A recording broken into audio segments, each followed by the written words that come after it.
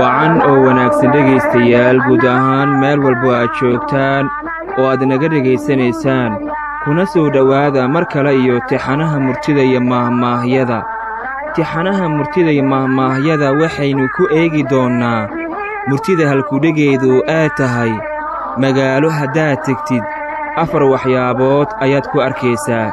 nolosha Soomaalidu waxay ka soo bilaabatay miyiga, waxayna ahaayeen xoolo dhaqato oo u naqraacda xoolahooda cawska iyo caleenta cosabka awgeed.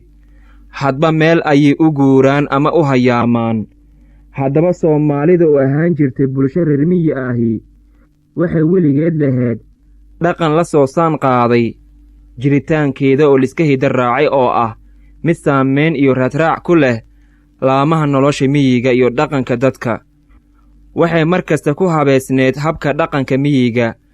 haddaba marka laga yimaado waayadii hore ee bulshada Soomaalidu ku sugneed kuna tiirsaneed nolosha miyiga oo keliya, waxaa xilliyadan dambe dhaqankii Soomaalida ku soo biiray ama ku soo kordhay hab dhaqan laga soo waariday dibadaha iyo mid ka dhashay dhismooyinka magaalada. sidaa darteeda dhaqanka miyiga iyo ka magaalada way kala duwan yihiin. haddaba nin reer miyi ahi oo Soomaaliyeed oo u fiirsaday dhaqanka magaalada ayaa wuxuu arkay dad dhaqan habaabay oo dhaqan doorsoomay oo hiddihiisu madaha u ahaa meel cidlaah kaga dhaqaaqay. wuxuuna yidhi, haddaad magaalo tegtid waxaad arkaysaa 4 waxyaabood. 4taa waxyaabood waxay keliyihiin caalim faasuq ah, caamo duub leh, carmal timo daban, iyo carruur shaash leh. midda koowaad murtidu waxay leedahay caalim faasuq ah ayaa magaalo lagu arkaa. caalimku waa qof ku xeeldheer diinta Islaamka, waxaana lagu yaqaanaa dhaqan wanaagsan oo ku salaysan alla caabud iyo hu gaar ah oo sumad u ah culimmada oo lagu aqoonsado muuqaalkooda. sidoo kale wuxuu hormuud u yahay bulshada oo dhinaca wanaagga ayuu u horseedaa, maadaama uu yahay shuclada iftiinka Islaamka. wuxuu kaloo siiyaa dadka cashiro diini ah. balse magaalo waxaa lagu arkaa caalim faasuq ah, muuqaalkiisu ama dharkiisu iyo timihiisuna ay ka duwan yihiin kii lagu yaqaanay culimmada, meel dheerna ka gaara habka cusub ee dhallinyarada reer galbeedka. sidoo kalena afka aan ka qaadin afyuunka iyo wixii la mid ahi, xalaal iyo xaaraamna aan u kala soocneen. midda labaad murtidu waxay leedahay magaalo waxaa lagu arkaa caamo duub leh. Soomaalidu waxay ahayd inta caamada ah dad aan ku degdegin ka jawaabista wixii bannaan iyo wixii xalaal ah, iyo mas'alooyinka ku saabsan salaadda, soonka, xajka, dhexalqaybinta iyo furiinka. waxyaabahaas iyo kuwo kaleba waxay uga dambayn jireen culimmada.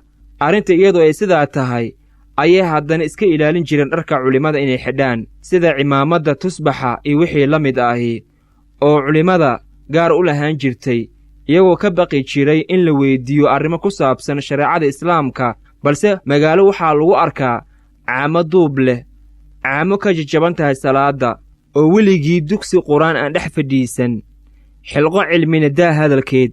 yeelkiise waxaad ku arkaysaa iyadoo madaxa ugu duuban tahay cimaamad, gacantana ku sito tusbax oo heybad culimo ka muuqato. balse waa tii la yidhi reer magaalku shiikhlamood badanaa. midda saddexaad murtidu waxay leedahay magaalo waxaa lagu arkaa carmal timo daban. ceebta ugu weyn ee haween la qaba ama la furay waxay ahayd iyadoo timo daban ama timo tidcan oo hagogla'aan ah la arko, waxayna deliil uga dhigi jireen inaysan ahayn haween xasilan. sidaa darteeda haweenka Soomaaliyeed waxay diin iyo dhaqanba u lahaayeen hal la qaba ama hal la soo fure inay hagoogtaan oo jidhkooda dabooshaan oo afgaabni iyo xishood gurigooda ku joogaan. balse magaalo waxaa lagu arkaa carmal timo daban, haween la soo furay oo intay surwaal ama goone iyo shaati isku giijiso, timahana feedato, gacanta jallaato ku haysato, gacanta kalena nin gosha kaga dhegan tahay, amase shirar ka qaybgelaysa iyadoo timo yoofil leh ama timo daban midda afaraad ee murtida ugu dambaysa waxay leedahay magaalo waxaa lagu arkaa carruur shaash leh ka sokow astaamaha gabarnimo soomaalida habka iyo astaamaha ay u cuskan jireen gabadha in la qabo in la soo furay